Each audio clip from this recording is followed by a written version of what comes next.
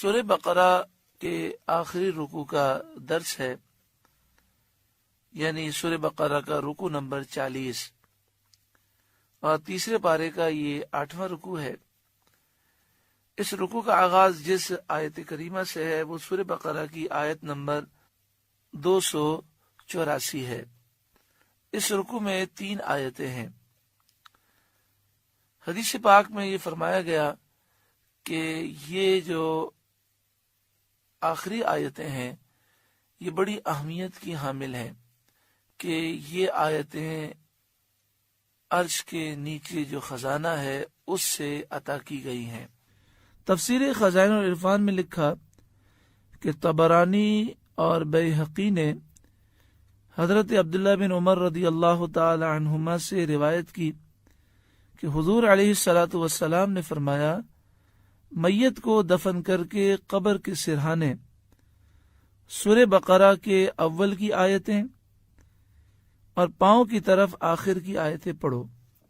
یعنی جب کسی کا انتقال ہو جائے اور اس کی تدفین ہو جائے تو میت کو دفن کرنے کے بعد ہمیں یہ طریقہ سکھایا گیا کہ سورہ بقرہ کی ابتدائی 5 آیتیں مفلحون تک ہم میت کے سرہانے پڑھیں اور پھر سورہ بقرہ کا آخری جو رکوع ہے وہ میت کے پاؤں کی طرف کھڑے ہو کر پڑھیں۔ انشاءاللہ میت کی قبر میں نور برکتیں ہوں گی اور اللہ تعالی میت کو عذاب قبر سے محفوظ فرمائے گا۔ اسی طرح جو بچے حفظ کر رہے ہیں، اور ہم نے بھی بہت ساری چیزیں یاد کی بھی ہوتی ہیں لیکن بسا اوقات بھول جاتے ہیں، تو اس کے لیے یہ طریقہ عرض کیا گیا تھا کہ روزانہ رات کو سونے سے پہلے سورہ بقرہ کی 10 آیتیں پڑھ کے سوئیں۔ 4 آیتیں سورہ بقرہ کی شروع کی ہیں اور 3 آیتیں آیت الکرسی اور اس کے بعد کی 2 آیتیں ہیں اور 3 یہ آیتیں ہیں۔ جو یہ 10 آیتیں پڑھ کے سوئے گا انشاءاللہ تعالی قرآن نہیں بھولے گا، انشاءاللہ اس کا حافظہ ہمیشہ مضبوط رہے گا اور نسیان کا اور بھولنے کا مرض اس میں پیدا نہیں ہوگا۔ آئیے ہم اس رکوع کا درس سماعت کریں۔ للہ ما فی السماوات، اللہ ہی کا ہے جو کچھ آسمانوں میں ہے، وما فی الارض، اور جو کچھ زمین میں ہے وہ سب اللہ ہی کا ہے۔ وَإِن تُبْدُوا مَا فِي أَنفُسِكُمْ، اگر تم ظاہر کرو جو کچھ تمہارے دل میں ہے، او تخفوہ، یا چھپاؤ، یحاسبکم بہ اللہ، اللہ تم سے اس کا حساب لے گا۔ یہاں پر اس مسئلے کو سمجھ لیجئے کہ انسان کے دل میں 2 طرح کے خیالات آتے ہیں۔ ایک خیال کو وسوسہ کہتے ہیں۔ وسوسے کی تعریف یہ ہے کہ انسان اس خیال کو برا سمجھتا ہے، دل سے اس خیال کو پسند نہیں کرتا، بلکہ ایسے خیال پر پریشان بھی ہوتا ہے۔ ایسے خیال کو وسوسہ کہتے ہیں اور یہ معاف ہیں، کیونکہ انسان کے اختیار میں نہیں کہ اس سے وہ دل کو خالی کرے۔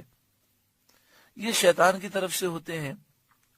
اللہ کے بارے میں، اس کے محبوب صلی اللہ علیہ وآلہ وسلم کے بارے میں، انبیاء، صحابہ، اولیاء کے بارے میں، قرآن پاک اور احادیث طیبہ کے بارے میں، فرشتوں کے بارے میں بہت سارے خیالات شیطان دل میں ڈالتا ہے۔ تو بڑی توجہ سے اس بات کو سمجھ لیں کہ اس پر کوئی گرفت نہیں ہے اور اس پر پریشان آپ نہ ہوں۔ یعنی اس لحاظ سے تو ہم پریشان ہوتے ہیں کہ اس خیال کو ہم پسند نہیں کرتے، لیکن بعض لوگ اس لحاظ سے پریشان ہو جاتے ہیں کہ اب میرے ایمان کا کیا ہوگا، پھر نمازیں چھوڑ دیتے ہیں۔ ہم نے پوچھا آپ نے نماز کیوں چھوڑ دی؟ تو وہ کہتے ہیں نماز پڑھتے ہیں تو وسوسے بہت آتے ہیں، قرآن کی تلاوت کرتے ہیں تو وسوسے بہت پریشان کرتے ہیں۔ وسوسے کو یوں سمجھیے کہ جیسے برابر میں آپ کے شیطان بیٹھا ہوا ہے اور وہ باتیں کر رہا ہے۔